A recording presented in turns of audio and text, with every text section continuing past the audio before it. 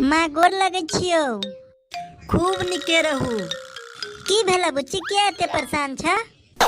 एको बेर फोन होने करला आबि गेला, कहता तो भैया के भेज देतिए। देखी न माँ, एते ठंडी में हमरा बुढ़िया ने 5 बजे भोरे उठा दे छला, और एते ठंडा में कोई छला कि हमरा बर्तन धोई ले, कपड़ा धोई ले। ऐ गे बुढ़िया के एको रत्ती दया धर्म नहीं है छला। एते ठंडी में तोरा कना उठा दे छलो या?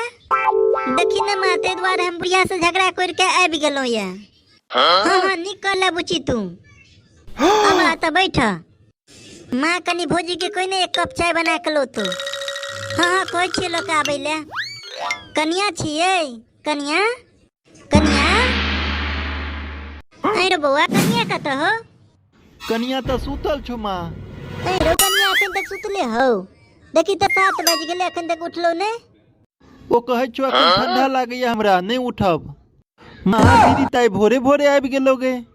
रो बउआ, ओकर सास संगे झगड़ा भ गेले। किया गए, की भेले से भोरे भोरे झगड़ा भ जाए है? रो बउआ, पुची के सास देखी न केहन छे। 5 बजे भोरे उठा दे है, खाना बनवे ला कहै छे, चाय बनवे ला कहै छे, कपड़ा धोए ला कहै छे। एते ठंडी में कहूं ओकरा हेते ई सब कैल?